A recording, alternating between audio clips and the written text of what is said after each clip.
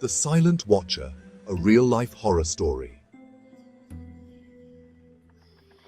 This is the story of the house that should have been a fresh start, but it became a nightmare. What happened here was real, and it was caught on camera. We thought it would be a simple move, just another chapter in our lives, a new beginning in a new place.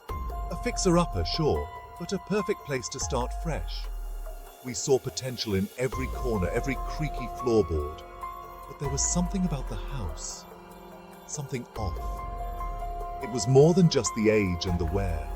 It felt like it was watching us from the moment we stepped inside. The backyard felt wrong. The air was thick, almost suffocating. But we brushed it off. We laughed, joked about the quirks, and continued unpacking, trying to make it feel like home. It wasn't until later that we realized we should have never ignored it. The signs were there, but we were too eager to start anew to see them. At first, it was small things. Glasses gone missing, objects out of place. We didn't think much of it, assuming it was just the chaos of settling into a new home. We thought we were just tired from the move. The exhaustion of unpacking and organizing had us feeling disoriented. But then it happened more often. Items would shift positions when we weren't looking, and it became harder to ignore. The TV remote would disappear and reappear somewhere strange.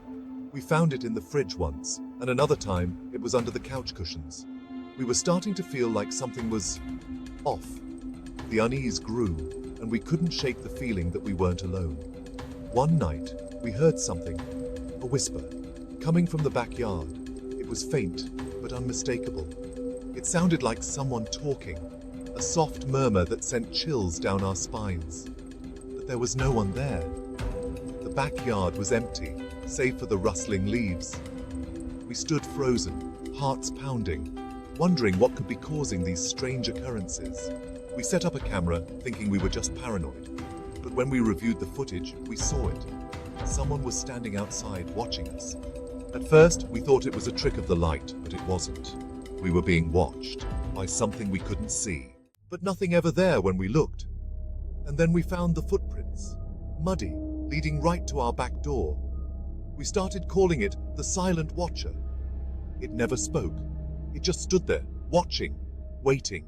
We reached out to the previous owners, but they wouldn't talk to us. It was as if they were hiding something they didn't want us to know.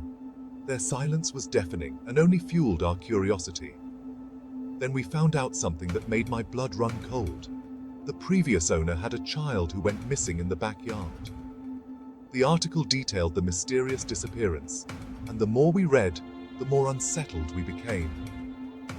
One night, we heard scratching at the window. It was a sound that sent chills down our spines, a sound that seemed to come from nowhere and everywhere at once. When we looked outside, no one was there. The backyard was empty, shrouded in darkness, and eerily silent. It was as if the night itself was holding its breath. But the next morning, child-sized handprints covered the glass. They were everywhere, as if a child had pressed their hands against the window in a desperate attempt to get inside. The sight was both heartbreaking and terrifying. The door burst open, and that's when we saw it. The Silent Watcher, standing in the doorway. It wasn't human.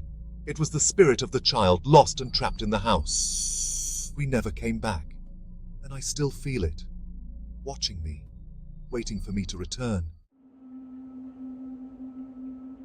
If you ever find yourself in an old house with strange feelings and whispers in the night, don't ignore it. You might just be the next one it watches.